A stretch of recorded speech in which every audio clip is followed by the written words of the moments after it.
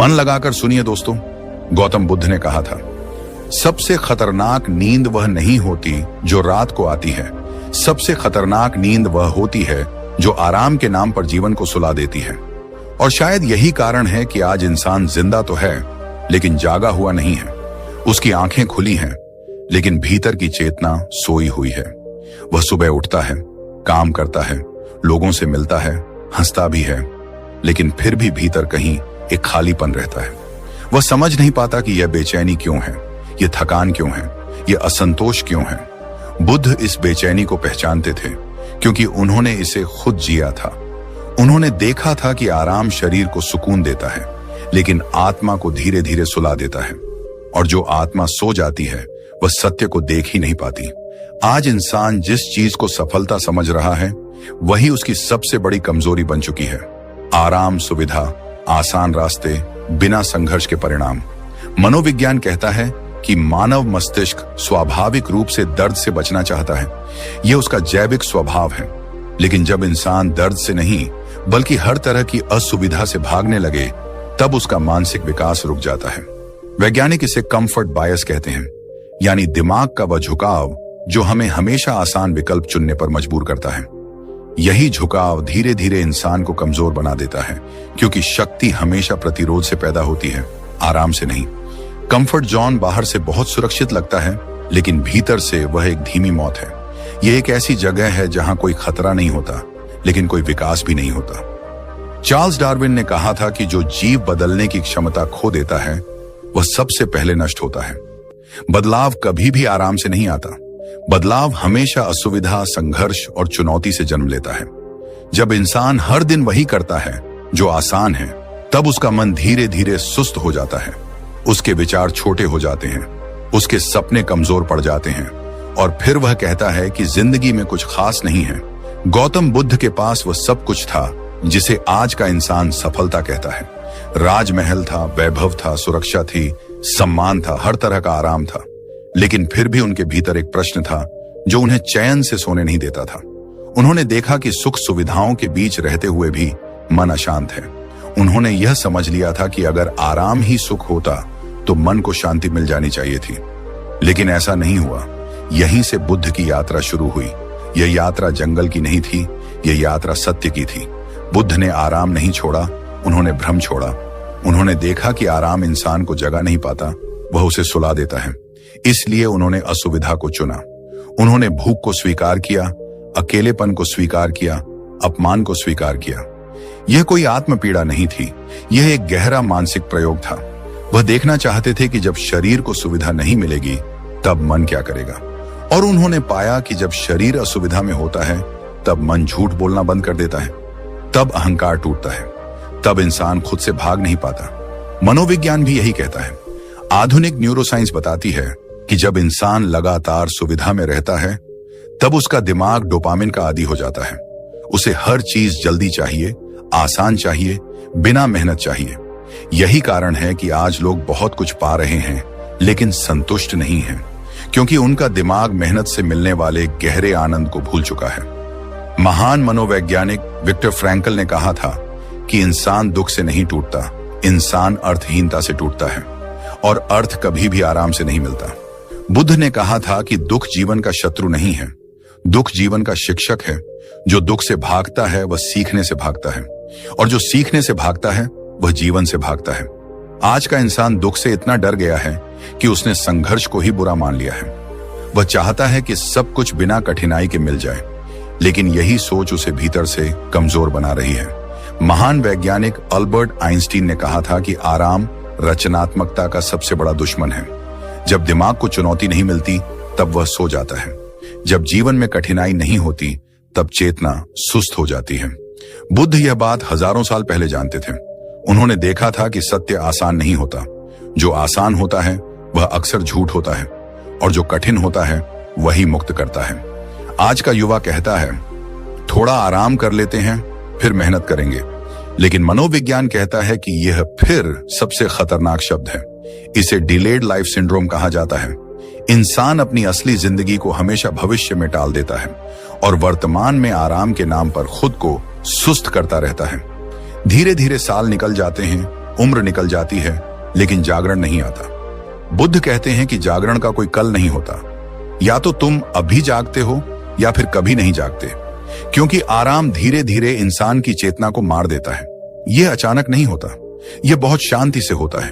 इंसान को पता भी नहीं चलता और वह अपनी क्षमता से बहुत छोटा जीवन जीकर मर जाता है। संघर्ष में इंसान थकता है लेकिन जीवित रहता है। आराम में इंसान मुस्कुराता है लेकिन भीतर से खोखला हो जाता है। बुद्ध का पूरा जीवन इस बात का प्रमाण है कि जिसने असुविधा को गले लगाया वही मुक्त हुआ। उन्होंने कभी यह नहीं कहा कि खुद को सताओ। उन्होंने कहा कि अपने मन को इतना मजबूत बनाओ कि वह सुविधा का गुलाम न बन जाए। आज अगर तुम अपने जीवन में कुछ बड़ा चाहते हो, अगर तुम भीतर से मजबूत बनना चाहते हो, तो तुम्हें अपने भीतर बैठे उस इंसान से लड़ना होगा जो हर समय आसान रास्ता चुनता है, क्योंकि वही इंसान तुम्हें धीरे धीरे मार रहा है। बुद्ध कहते हैं, असली युद्ध बाहर नहीं होता, असली युद्ध भीतर होता है, और जो इस युद्ध से भागता है वह जीवन से भागता है। अंत में केवल इतना ही, आराम शरीर को सुलाता है, संघर्ष आत्मा को जगाता है, और जो जाग गया वही सच में जिया। आज की दुनिया बीमार है, लेकिन यह बीमारी दिखाई नहीं देती। यह न खून में है, न हड्डियों में, न रिपोर्ट में आती है। यह बीमारी है आसान मनोरंजन और सुविधा की लत। इंसान कभी इतना आराम में नहीं रहा और कभी इतना कमजोर भी नहीं रहा। एक उंगली हिलाते ही स्क्रीन बदल जाती है, एक क्लिक में मनोरंजन मिल जाता है, बिना थके, बिना रुके, बिना सोचे। और यही बिना सोचे मिलने वाली चीजें इंसान की सोच को धीरे धीरे मार देती है। मनोविज्ञान कहता है कि मानव मस्तिष्क को चुनौती चाहिए। जब दिमाग को संघर्ष नहीं मिलता तब वह खुद ही समस्याएं पैदा करने लगता है। आधुनिक न्यूरोसाइंस इसे ओवर स्टिम्युलेशन कोलैप्स कहती है। लगातार आसान सुख मिलने से दिमाग सुन्न हो जाता है। जो चीजें कभी खुशी देती थीं, अब वो भी खाली लगने लगती हैं। फिर इंसान और ज्यादा मनोरंजन ढूंढता है और ज्यादा सुविधा चाहता है, लेकिन भीतर की कमजोरी बढ़ती जाती है। महान वैज्ञानिक सिगमंड फ्राइड ने कहा था कि इंसान सुख चाहता है, लेकिन सुख की अधिकता उसे बेचैन बना देती है, क्योंकि मन को अर्थ चाहिए, केवल आनंद नहीं। और अर्थ कभी भी आसान मनोरंजन से नहीं मिलता। अर्थ मिलता है संघर्ष से, जिम्मेदारी से और कष्ट सहने की क्षमता से। गौतम बुद्ध यह बात बहुत पहले समझ चुके थे। उन्होंने कहा था कि इंद्रियों का सुख प्यास की तरह होता है, जितना पीते हो उतनी बढ़ती है, और जो प्यास कभी नहीं बुझती वह इंसान को भीतर से जला देती है। आज का इंसान इसी जलन में जी रहा है। बाहर से हंसता है, भीतर से खाली है। बाहर से व्यस्त है, भीतर से भटका हुआ है। आसान मनोरंजन इंसान को मेहनत से दूर ले जाता है, और जो मेहनत से दूर जाता है वह धीरे धीरे आत्मसम्मान से भी दूर चला जाता है।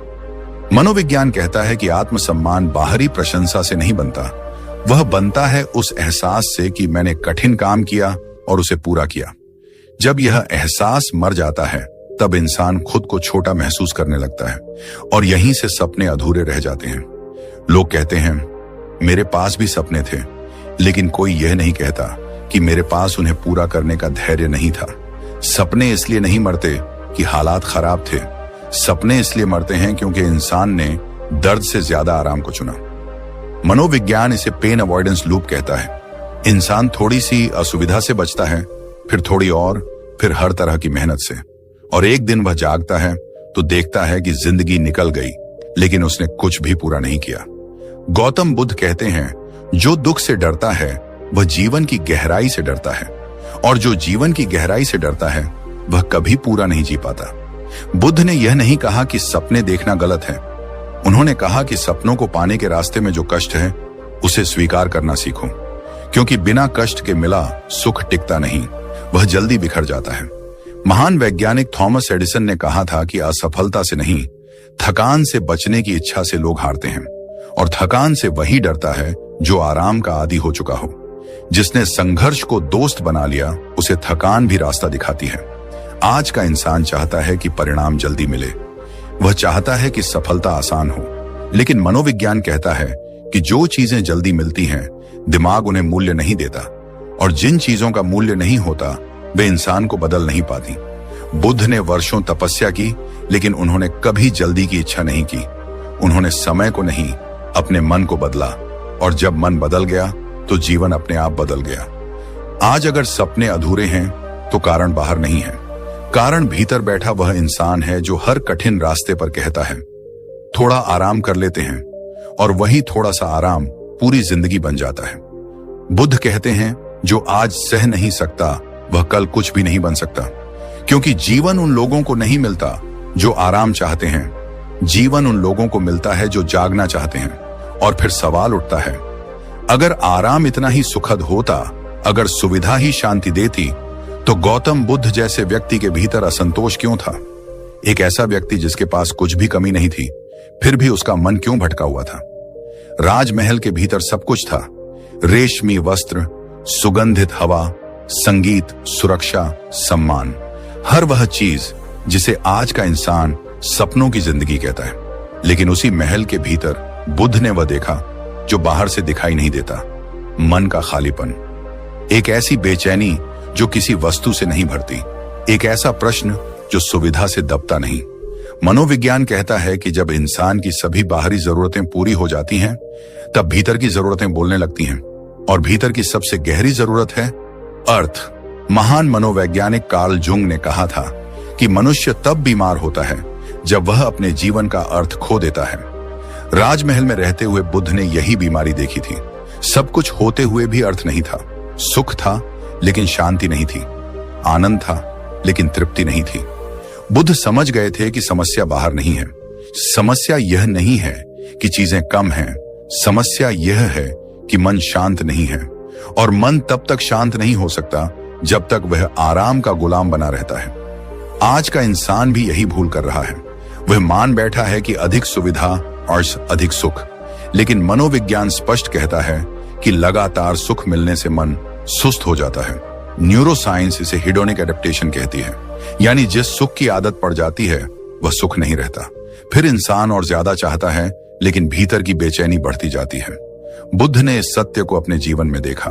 उन्होंने देखा कि राजमहल में रहते हुए मन हर समय कुछ और मांगता रहता है, और जो मन मांगता रहता है वह कभी शांत नहीं हो सकता। यही असंतोष था, यही वह आग थी जिसने बुद्ध को झकझोर दिया। जब बुद्ध ने महल छोड़ा तो दुनिया ने इसे त्याग कहा, लेकिन बुद्ध के लिए यह त्याग नहीं था, यह जागरण की शुरुआत थी। यह भागना नहीं था, यह भ्रम से बाहर आना था। मनोविज्ञान कहता है कि जब इंसान अपने पुराने पैटर्न तोड़ता है तभी उसकी चेतना विकसित होती है। अगर इंसान वही करता रहे जो हमेशा करता आया है, तो वह वही बनकर रह जाता है जो हमेशा था। बुद्ध ने यही तोड़ा। उन्होंने आराम के पैटर्न को तोड़ा, उन्होंने सुविधा की सुरक्षा को छोड़ा, उन्होंने अनिश्चितता को चुना। यह निर्णय आसान नहीं था, यह कोई भावुक कदम नहीं था, यह एक गहरा सजग निर्णय था, क्योंकि बुद्ध जानते थे कि सत्य सुरक्षित जगहों पर नहीं मिलता। सत्य वहीं मिलता है जहां मन असुविधा में भी स्थिर रह सके। महान वैज्ञानिक आइंस्टीन ने कहा था कि हम उसी स्तर की चेतना से समस्याएं हल नहीं कर सकते जिस स्तर की चेतना ने उन्हें पैदा किया है। बुद्ध ने यह बात बहुत पहले समझ ली थी। राजमहल की चेतना में रहते हुए शांति नहीं मिल सकती थी। उसे पाने के लिए चेतना का स्तर बदलना जरूरी था, और चेतना बदलती है जब इंसान अपने डर का सामना करता है। डर किस बात का था? असुविधा का, अनिश्चितता का, भूख का, अकेलेपन का। बुद्ध ने इन सबको स्वीकार किया, और यहीं से आराम का त्याग शुरू हुआ। लेकिन यह त्याग शरीर का नहीं था, यह त्याग उस आदत का था जो मन को कमजोर बनाए हुए थी। मनोविज्ञान बताता है कि जब इंसान जानबूझकर असुविधा चुनता है तो उसका मानसिक ढांचा मजबूत होता है। आज इसे वॉलंटरी डिस्कम्फर्ट कहा जाता है, लेकिन बुद्ध ने इसे जीवन में उतार लिया था। उन्होंने देखा कि जब शरीर भूखा होता है तब मन ईमानदार होता है, जब शरीर थका होता है तब मन सच्चाई से भाग नहीं पाता। आज का इंसान असुविधा से डरता है। वह कहता है थोड़ा आराम जरूरी है, लेकिन बुद्ध कहते हैं थोड़ा आराम जरूरी नहीं, थोड़ा जागरण जरूरी है। बुद्ध का त्याग किसी चीज को छोड़ना नहीं था, बल्कि किसी चीज को देखना था। उन्होंने देखा कि आराम इंसान को भीतर से बांध देता है, और जो भीतर से बंधा हो वह बाहर से चाहे कितना भी आजाद दिखे, वह मुक्त नहीं होता। महान दार्शनिक नीत्शे ने कहा था कि जो व्यक्ति अपने भीतर के कष्ट से भागता है वह कभी महान नहीं बन सकता। बुद्ध महान इसलिए बने क्योंकि उन्होंने कष्ट से भागने से इनकार कर दिया, और यहीं से उनकी चेतना का जन्म हुआ। राजमहल छोड़ते ही उन्होंने कुछ नहीं खोया, उन्होंने पहली बार खुद को पाया। क्योंकि असली खोज बाहर नहीं होती, असली खोज तब शुरू होती है जब इंसान सुविधा से बाहर निकलता है।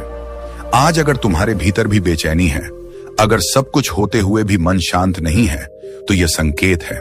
यह असंतोष कोई दुश्मन नहीं है, यह वही आवाज है जो कभी बुद्ध के भीतर उठी थी। लेकिन सवाल यह है, क्या तुम उसे दबाओगे या सुनोगे? क्योंकि जो उसे दबा देता है वह आराम में सड़ जाता है, और जो उसे सुन लेता है वह चेतना की यात्रा शुरू कर देता है। बुद्ध ने यही किया। उन्होंने आराम को नहीं चुना, उन्होंने सत्य को चुना, और यहीं से जीवन का सबसे कठिन लेकिन सबसे सच्चा अध्याय शुरू होता है। दर्द और तप, वही चीज जिससे आज का इंसान सबसे ज्यादा डरता है, और वही चीज जिसे गौतम बुद्ध ने जीवन का सबसे बड़ा शिक्षक माना। जब बुद्ध ने आराम छोड़ा तो उन्होंने कोई सुखद रास्ता नहीं चुना। उन्होंने वह रास्ता चुना जिस पर भूख थी, जिस पर अकेलापन था, जिस पर असफलता थी, और सबसे बढ़कर जिस पर दर्द था। लेकिन यह दर्द आत्म विनाश नहीं था, यह दर्द आत्म शुद्धि था। यह तप मन को सजा देने के लिए नहीं था, यह तप मन को साफ करने के लिए था। आज का इंसान दर्द को दुश्मन समझता है। उसे लगता है कि दर्द का मतलब है कुछ गलत हो रहा है। लेकिन मनोविज्ञान कहता है, दर्द हमेशा चेतावनी नहीं होता, कई बार दर्द दिशा होता है। आधुनिक मनोविज्ञान में एक सिद्धांत है, पोस्ट ट्रॉमेटिक ग्रोथ, यानी इंसान केवल दर्द से टूटता नहीं है, कई बार दर्द से ही उसका असली विकास होता है। जो व्यक्ति कष्ट से गुजरा होता है, उसकी सोच गहरी होती है, उसकी संवेदनशीलता बढ़ती है, और उसका मन अधिक स्थिर होता है। गौतम बुद्ध यह बात शब्दों में नहीं, अपने जीवन में जीकर सिखा गए। उन्होंने देखा कि जब शरीर भूखा होता है तब मन बहाने नहीं बना पाता, जब शरीर थका होता है तब अहंकार टिक नहीं पाता, और जब मन असुविधा में होता है तब झूठ गिरने लगता है। बुद्ध ने कहा था, जिसने दुख को देखा नहीं वह सत्य को जान नहीं सकता, क्योंकि सत्य कोई आरामदायक अनुभव नहीं होता। सत्य मन को तोड़ता है, उसके भ्रम छीन लेता है और उसे नंगा कर देता है। महान मनोवैज्ञानिक कार्ल जुंग ने कहा था कि इंसान अपने अंधेरे से भागता है, लेकिन वही अंधेरा उसे पूरा बनाता है। जो अपने भीतर के दर्द को देखने का साहस कर लेता है, वही व्यक्ति भीतर से मजबूत बनता है। आज का इंसान दर्द से भागने के लिए हर संभव तरीका ढूंढता है, मनोरंजन, नशा, सोशल मीडिया, लगातार व्यस्तता, ताकि भीतर की तकलीफ महसूस ना हो। लेकिन जितना वह दर्द से भागता है, उतना ही दर्द उसके भीतर गहराता चला जाता है। बुद्ध ने इसके ठीक उल्टा किया। उन्होंने दर्द को बैठकर देखा, उन्होंने दुख से आंख नहीं चुराई, उन्होंने अकेलेपन से भागने की कोशिश नहीं की, और यही तप था। तप का अर्थ खुद को जलाना नहीं है, तप का अर्थ है मन की अशुद्धियों को जलाना। लालच, डर, आलस्य, अहंकार, ये सब आराम में पनपते हैं, और ये सब तप में जलते हैं। मनोविज्ञान कहता है कि जब इंसान स्वेच्छा से कठिनाई चुनता है तो उसका आत्मनियंत्रण बढ़ता है।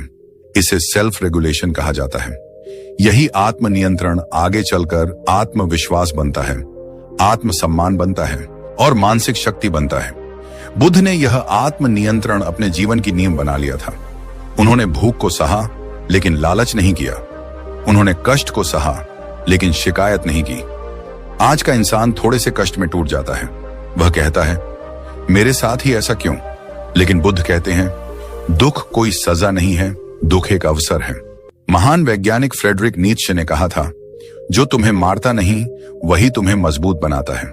लेकिन यह मजबूती तभी आती है जब इंसान दर्द से भागे नहीं, बल्कि उसे समझे। बुद्ध के तप का सबसे बड़ा अर्थ यह था कि उन्होंने मन को साफ किया। दर्द मन को साफ करता है, क्योंकि दर्द में झूठ टिक नहीं पाता, दर्द में दिखावा गिर जाता है, दर्द में इंसान खुद से ईमानदार हो जाता है। आज की दुनिया में यही ईमानदारी गायब है। लोग खुद को व्यस्त दिखाते हैं, खुश दिखाते हैं, सफल दिखाते हैं, लेकिन भीतर से खोखले होते हैं, क्योंकि उन्होंने कभी खुद को कठिन सवालों के सामने नहीं बैठाया। बुद्ध ने खुद से सबसे कठिन सवाल पूछे, और उन सवालों के जवाब आराम में नहीं मिले, वे जवाब मिले तप में, मौन में और कष्ट में। मनोविज्ञान कहता है कि जब इंसान लगातार सुविधा में रहता है तो उसकी मेंटल रेजिलियंस खत्म हो जाती है। जरा सी समस्या उसे तोड़ देती है, लेकिन जिसने जीवन में कष्ट सहा हो वह मुश्किल हालात में भी स्थिर रहता है। यही स्थिरता बुद्ध की सबसे बड़ी शक्ति थी। उन्होंने कभी जीवन से शिकायत नहीं की, उन्होंने जीवन को जैसा था वैसा ही स्वीकार किया, और यही स्वीकार्यता मन को सबसे ज्यादा मजबूत बनाती है। आज अगर तुम्हारे जीवन में दर्द है तो यह संकेत है। यह जीवन का दंड नहीं है, ये जीवन का निमंत्रण है और गहरे जाने का। लेकिन सवाल वही है, क्या तुम उस दर्द से भागोगे या उसे समझोगे? क्योंकि जो दर्द से भागता है वह जीवन की आधी गहराई खो देता है, और जो दर्द को देख लेता है वह धीरे धीरे अपने मन को साफ करता है, मजबूत करता है और मुक्त करता है। गौतम बुद्ध ने यही किया। उन्होंने दर्द को गुरु बनाया और वही गुरु उन्हें बुद्ध बना गया। यहीं से मन की असली शक्ति जन्म लेती है। यहीं से इंसान आराम के गुलाम से चेतना के स्वामी की ओर बढ़ता है। और जब मन दर्द से गुजरकर थोड़ा साफ हो जाता है, तब जीवन के सामने एक और सच्चाई खुलती है, अनुशासन। वही शब्द जिससे आज का इंसान डरता है और वही शब्द जिसे गौतम बुद्ध ने मुक्ति का द्वार माना। आज इंसान अनुशासन को सजा समझता है। उसे लगता है कि अनुशासन मतलब बंधन, नियम, कठोरता और जीवन की खुशियों का अंत। लेकिन यह सबसे बड़ा भ्रम है, क्योंकि असल में अनुशासन आजादी देता है और आराम गुलामी। मनोविज्ञान इस बात को बहुत स्पष्ट रूप से कहता है। आधुनिक न्यूरोसाइंस बताती है कि जिस व्यक्ति का मन अनुशासन में ढला होता है वह अपने निर्णय खुद लेता है, और जो अपने निर्णय खुद लेता है वही स्वतंत्र होता है। बाकी सब तो बस अपनी आदतों के गुलाम होते हैं। आलस्य बाहर से बहुत नरम दिखता है। वह कहता है, थोड़ा रुक जाओ, आज मत करो, कल देखेंगे। लेकिन यही आवाज धीरे धीरे जीवन की दिशा तय करने लगती है, और इंसान को पता भी नहीं चलता कि वह अपने ही मन का कैदी बन चुका है। गौतम बुद्ध ने आलस्य को मन की सबसे खतरनाक बीमारी कहा था। उन्होंने देखा था कि जो व्यक्ति अपने मन को अनुशासन में नहीं लाता, वह चाहे कितनी भी सुविधाओं में क्यों न रहे, भीतर से अशांत ही रहता है, क्योंकि उसका मन हर समय इंद्रियों के पीछे भागता रहता है। बुद्ध कहते हैं, जो मन इंद्रियों का गुलाम है वह कभी शांत नहीं हो सकता, और जो मन शांत नहीं है वह कभी स्वतंत्र नहीं हो सकता। मनोविज्ञान इसे इंपल्स कंट्रोल कहता है। जिस व्यक्ति में आत्मनियंत्रण नहीं होता वह पल की इच्छा के अनुसार जीता है, और पल की इच्छा के अनुसार जीने वाला इंसान लंबे समय में खुद को खो देता है। उसके सपने छोटे हो जाते हैं, उसकी इच्छाएं बिखर जाती हैं, और उसका जीवन प्रतिक्रिया बनकर रह जाता है। आज का इंसान यही जीवन जी रहा है। वह सुबह उठकर यह तय नहीं करता कि उसे क्या करना है, वह यह देखता है कि मन क्या करने का मन बना रहा है, और मन जो सुविधा का भूखा है हमेशा आसान रास्ता चुनता है। यहीं से आलस्य जन्म लेता है। आलस्य काम न करने का नाम नहीं है। आलस्य उस स्थिति का नाम है जहां मन नेतृत्व करना छोड़ देता है और आदतें नेतृत्व करने लगती हैं। गौतम बुद्ध ने इसके ठीक उल्टा रास्ता चुना। उन्होंने मन को प्रशिक्षित किया। उन्होंने अनुशासन को बोझ नहीं, साधना बनाया। उनका हर दिन, हर ध्यान, हर मौन मन को स्वतंत्र करने की प्रक्रिया थी। बुद्ध का अनुशासन किसी बाहरी नियम से नहीं आया था, वह भीतर की समझ से पैदा हुआ था। उन्होंने देखा कि अगर मन को खुला छोड़ दिया जाए तो वह भटकता है, लेकिन अगर मन को अनुशासन में रखा जाए तो वह स्थिर होता है, और स्थिर मन ही सत्य को देख सकता है। महान मनोवैज्ञानिक विलियम जेम्स ने कहा था कि मानव जीवन की सबसे बड़ी खोज आत्मनियंत्रण है।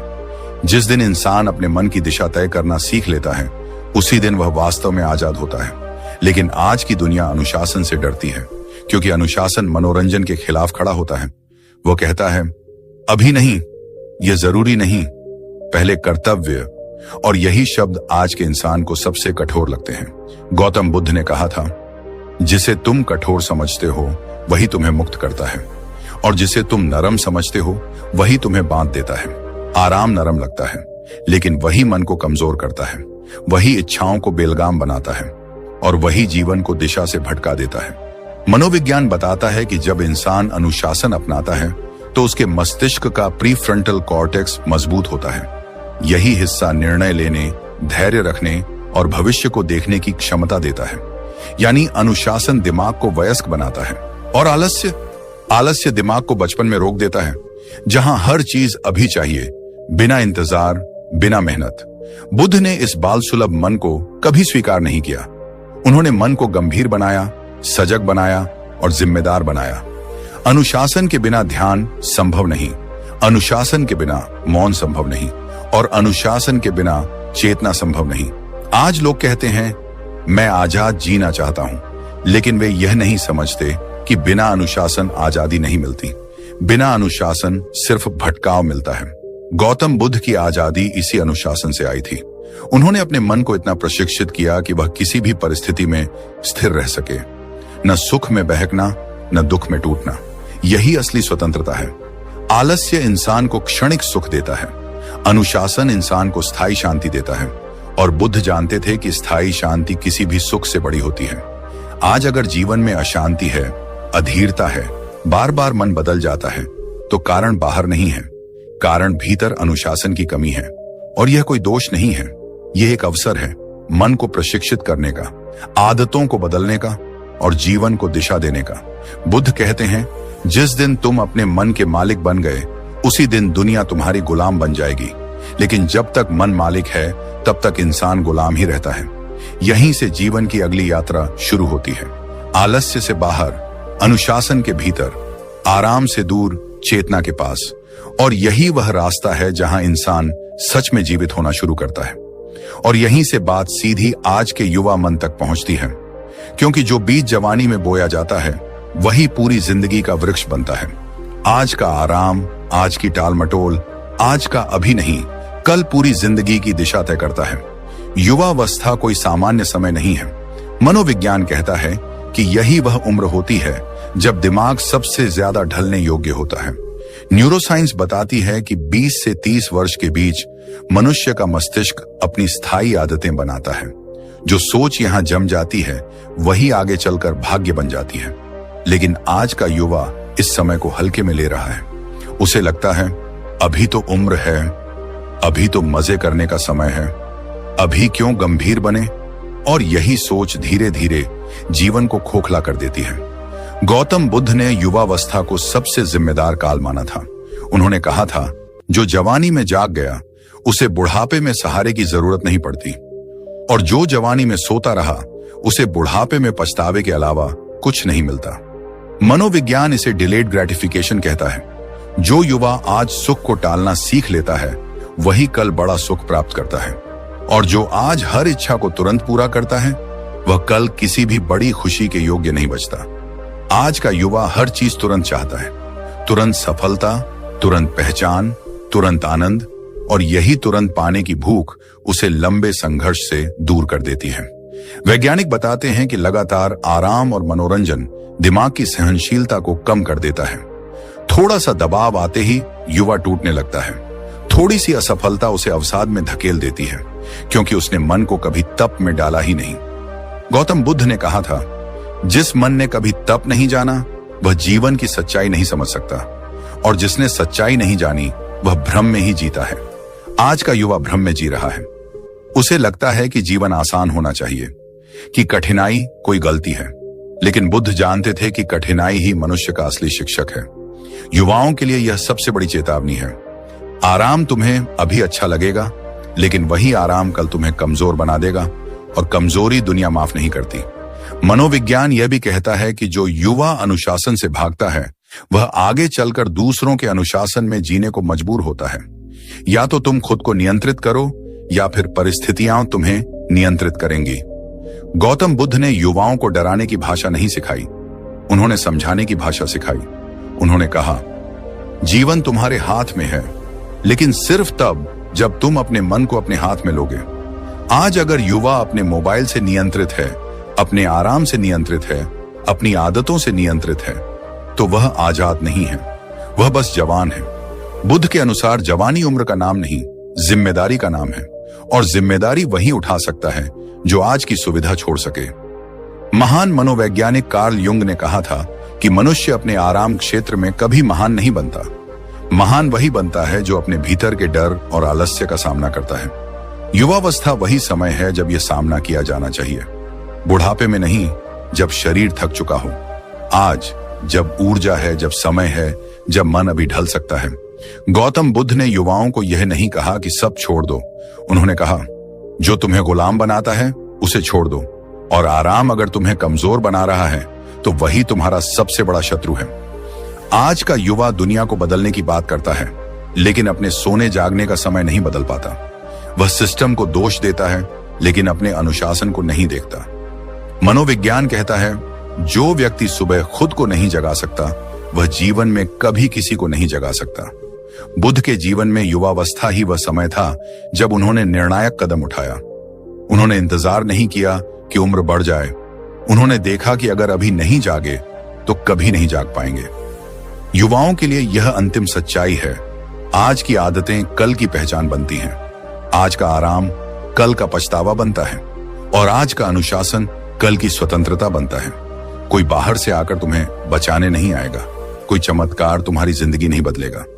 बदलाव हमेशा युवावस्था के छोटे छोटे निर्णयों से आता है और यही वह क्षण है जहां बुद्ध की आवाज सीधे युवा मन से कहती है, जागो, अब नहीं तो कभी नहीं। ये चेतावनी डराने के लिए नहीं है, ये चेतना जगाने के लिए है, क्योंकि जो युवा आज समझ गया वही कल इतिहास लिखेगा और जो आज भी आराम की गोद में सोया रहा वह कल सिर्फ शिकायत करता रह जाएगा। यही सत्य है, यही मनोविज्ञान है, यही बुद्ध का ज्ञान है। जब सब कुछ सुन लेने के बाद भी अगर मन पूछे कि तो असली सुख क्या है, तो उत्तर बहुत साधारण है, लेकिन उसे जीना सबसे कठिन है। गौतम बुद्ध ने कहा था कि मनुष्य सुख को गलत जगह खोज रहा है। वह आराम में सुख ढूंढता है, जबकि आराम सिर्फ थोड़ी देर की राहत है, सुख नहीं। आराम शरीर को ढीला करता है, लेकिन आत्म अनुशासन मन को सीधा खड़ा करता है और जो मन सीधा खड़ा हो जाए वही जीवन को सही दृष्टि से देख पाता है। मनोविज्ञान भी यही कहता है। आधुनिक शोध बताते हैं कि जो लोग अपने जीवन में स्पष्ट नियम, सीमाएं और अनुशासन बनाते हैं, उनका मानसिक स्वास्थ्य लंबे समय तक स्थिर रहता है। उनकी चिंता कम होती है, उनका आत्मसम्मान गहरा होता है, क्योंकि उनका मन हर इच्छा का गुलाम नहीं होता। महान वैज्ञानिक और मनोवैज्ञानिक बताते हैं कि अनुशासन दिमाग के उस हिस्से को मजबूत करता है जो निर्णय लेता है। जब तक तुम हर चाह को सच मानते रहोगे, तब तक दुख से नहीं बच पाओगे, क्योंकि हर चाह पूरी नहीं होती और जो पूरी ना हो वही दुख बनती है। इसलिए बुद्ध ने सुख को बाहर नहीं खोजा, उन्होंने सुख को अपने नियंत्रण में खोजा, अपने उठने बैठने में, अपने खाने सोने में, अपने बोलने चुप रहने में। यही आत्मानुशासन है और यही सच्चा सुख है। आज का इंसान खुशी के लिए चीजें जोड़ता जा रहा है। बुद्ध ने कहा था, खुशी घटाने से आती है। कम इच्छाएं, कम अपेक्षाएं, कम निर्भरता। मनोविज्ञान इसे सेल्फ रेगुलेशन कहता है। जो व्यक्ति खुद को नियंत्रित करना सीख लेता है वह हालात का गुलाम नहीं बनता, और जो हालात का गुलाम न हो वही भीतर से शांत रहता है। यही शांति है, यही सुख है। गौतम बुद्ध ने कहा था कि सुख कोई उत्सव नहीं है जो बाहर से आए। सुख एक स्थिति है जो भीतर से पैदा होती है, और यह स्थिति सिर्फ अनुशासन से आती है। जो व्यक्ति हर दिन खुद से थोड़ा संघर्ष करता है वही जीवन के बड़े संघर्षों में नहीं टूटता। जो आज आलस्य से लड़ लेता है वह कल हालात से नहीं हारता। यह अंतिम जागरण यही है। आराम छोड़ो नहीं, लेकिन आराम के गुलाम मत बनो। सुविधा लो, लेकिन सुविधा को अपनी रीढ़ मत तोड़ने दो। बुद्ध ने कभी नहीं कहा कि कष्ट ही सब कुछ है। उन्होंने कहा कि कष्ट को समझो, उससे भागो मत, क्योंकि जो कष्ट को समझ लेता है वह जीवन को समझ लेता है, और जो जीवन को समझ लेता है उसे किसी और सुख की तलाश नहीं रहती। अब यह निर्णय तुम्हारे हाथ में है। या तो तुम वही जीवन जियोगे जो हर कोई जी रहा है, आराम, शिकायत, थकान और खालीपन, या फिर तुम वह जीवन चुनोगे जिसमें कम सुविधा होगी लेकिन गहरी शांति होगी। गौतम बुद्ध ने कहा था, जिस दिन तुमने अपने मन को जीत लिया उस दिन तुम्हें दुनिया जीतने की जरूरत नहीं पड़ेगी। यही इस वीडियो का सार है, यही अंतिम सत्य है। और अगर तुम्हें लगता है कि यह बातें सिर्फ सुनने के लिए नहीं, जीने के लिए हैं, अगर तुम्हें लगता है कि तुम्हारा मन भी अब जागना चाहता है, तो यह यात्रा यहीं खत्म नहीं होती। यह चैनल मनोरंजन के लिए नहीं बना, यह चैनल तुम्हें झकझोरने के लिए है। यह चैनल तुम्हें आराम से बाहर खींचने के लिए है, तुम्हें तुम्हारी ही चेतना से मिलाने के लिए है। अगर तुम खुद पर काम करना चाहते हो, अगर तुम भीड़ का हिस्सा नहीं अपना रास्ता बनना चाहते हो, तो इस चैनल से जुड़े रहो। यहाँ शब्द नहीं मिलेंगे, यहाँ आईना मिलेगा, और आईना वही दिखाता है जो हम अक्सर देखना नहीं चाहते।